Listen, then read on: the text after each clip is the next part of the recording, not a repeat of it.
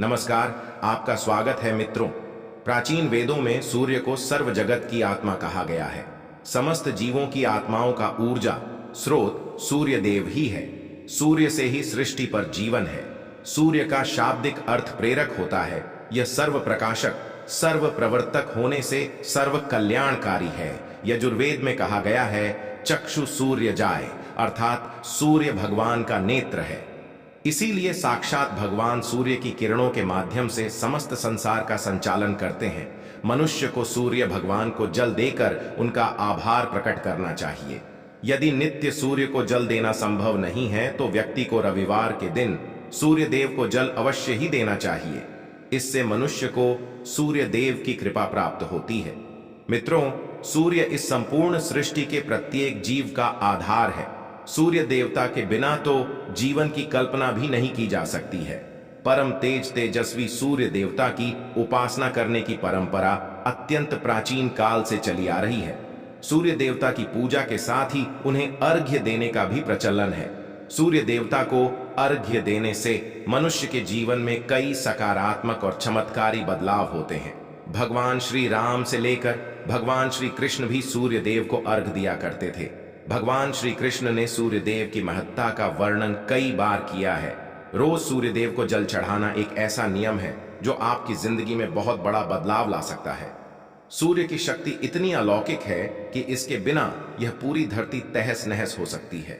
सूर्य देव प्रकाश, सकारात्मकता, इंद्रिय संयम, ऊर्जा आदि के देवता हैं। अगर आप जीवन में निराश और हताश महसूस कर रहे हैं, आपका मन आपके वश में नहीं है, आपका स्वभाव अत्यंत क्रोधी है, आप अपने काम भाव पर नियंत्रण नहीं कर पा रहे हैं, शरीर में बेचैनी महसूस होती है और आपका मन नकारात्मक विचारों से भरा हुआ है, तो आप सूर्य देव की उपासना अवश्य करें। सूर्य देव को मात्र जल चढ़ाने से आपके सभी संकट दूर हो सकते हैं। संसार की हर परेशानी का हल सूर्य देव के पास ही है। आपकी हर समस्या का समाधान सूर्य को जल अर्पण करने से ही प्राप्त हो सकता है। सूर्य देवता की उपासना करने से आत्मा की शुद्धि होती है और मनोबल बढ़ता है। सूर्योदय के समय सूर्य की किरणों से वातावरण पवित्र और सकारात्मक बन जाता है। यदि प्रतिदिन आप सुबह स्नान करके सूर्य देवता को मंत्रों का उच्चारण करते हुए जल चढ़ाते हैं तो इसके आपको कई फायदे होंगे। कुछ ही समय में आप खुद इसका प्रभाव महसूस करेंगे कि सूर्य देव की कृपा से आपका जीवन कितना बेहतर हो गया है। आप पाप, रोग, भय आदि दोषों से मुक्त हो जाएंगे और आपका जीवन खुशियों से भर जाएगा। आपका शरीर स्फूर्ति युक्त रोगों से मुक्त हो जाएगा और आप प्रत्येक का कार्य को उत्साह से कर पाएंगे। कुंडली में अन्य ग्रहों की तरह ही सूर्य के शुभ या अशुभ स्थिति में होने से हमारे जीवन पर भी इसका शुभ या अशुभ प्रभाव पड़ता है। कुंडली में सूर्य यदि शुभ स्थिति में होता है तो हमें समाज में भरपूर मान सम्मान, यश और प्रसिद्ध मिलती है।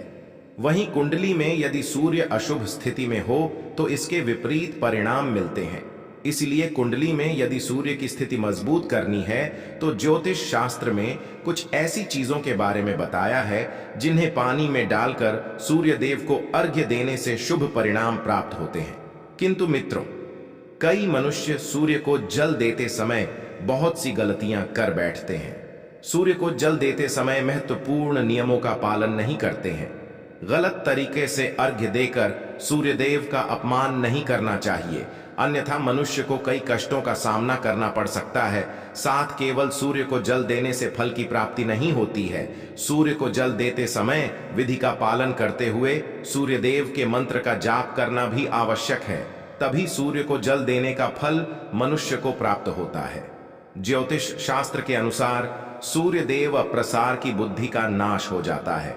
उसे चारों ओर से अपमान का सामना करना पड़ता है। ऐसे व्यक्ति की आंखों की रोशनी चली जाती है और उसे गंदा भोजन प्राप्त होता है। फल स्वरूप व्यक्ति की विद्या हो जाती है। वह जो कुछ भी पढ़ता है उसे तुरंत ही भूल जाता है। पिता पुत्र में अकारण ही वाद विवाद होने लगता है। सूर्य देवता रुष्ट हो जाने पर व्यक्ति पर गलत इल्जाम लगते हैं और उसके हाथ से अनजाने में कई अपराध हो जाते हैं। इसीलिए व्यक्ति को अनिष्ट कार्य करके सूर्य देव को रुष्ट नहीं करना चाहिए। इस प्रकार से सूर्य देव का हमारे जीवन में सबसे अधिक महत्व है। यदि आप अपनी मनोकामनाओं की पूर्ति करना चाहते हैं तो सूर्य देव की उपासना अवश्य करें। यह जान लेते हैं सूर्य को अर्घ्य देने के वह महत्वपूर्ण नियम कौन से हैं। सूर्य को जल देते समय हमें कौन सी गलतियां नहीं करनी चाहिए और सूर्य को जल देते समय कौन से मंत्र का जाप करना चाहिए ताकि हमें सूर्य उपासना का संपूर्ण फल प्राप्त हो। सबसे पहले तो हम यह जान लेते हैं कि सूर्य को अर्घ्य देने का अर्थ क्या होता है। तो मित्रों, अर्घ्य देने से तात्पर्य यह है कि सूर्य देवता को भक्त भाव से जल अर्पण करना। यह जल आप दोनों हाथों की ओ आंचल बनाकर या तांबे के पात्र में शुद्ध जल भरकर उसे सूर्य देवता को समर्पित करें। लेकिन ध्यान रहे कि यदि आप हाथों की ओ आंचल बनाकर सूर्य देवता को अर्घ्य दे रहे हैं तो अपने हाथों की तर्जनी और अंगूठे को एक दूसरे से जोड़कर ना रखें, यानी कि एक दूसरे का स्पर्श ना होने दें। दोनों हाथों के अंगूठे को फैलाकर रखें। यदि हम तर्जनी और अंगूठे को जोड़कर रखते हैं तो यह राक्षसी मुद्रा बन जाती है और इस मुद्रा में सूर्य को अर्घ्य देना अशुभ माना जाता है। यदि आप पात्र में जल भरकर सूर्य देवता को अर्घ्य दे रहे हैं तो भी उस पात्र को दोनों हाथों के अंगूठे का स्पर्श ना हो, इसका ध्यान रखें। अर्घ्य देते समय अपने दोनों हाथों को ऊपर उठाकर पात्र को पकड़े और सिर झुकाकर रखें। सूर्य देवता को अर्घ्य हमेशा सूर्योदय के समय देना चाहिए। सूर्य की उपासना करना हमेशा ही शुभ होता है। सूर्योदय के 2 घंटे बाद अर्घ्य देने का कोई भी औचित्य नहीं होता है। यदि किसी कारणवश आप सूर्योदय के समय अर्घ्य ना दे सके तो 3 बार अर्घ्य देने के बजाय 4 बार अर्घ्य दें और सूर्य देवता से क्षमा मांग लें। इससे दोष कम हो जाता है। सूर्य को जल तांबे के पात्र में ही देना चाहिए। तांबे को सूर्य देव की प्रिय धातु माना गया है, इसीलिए सूर्य को जल देने के लिए केवल तांबे से बने पात्र का ही प्रयोग करना चाहिए।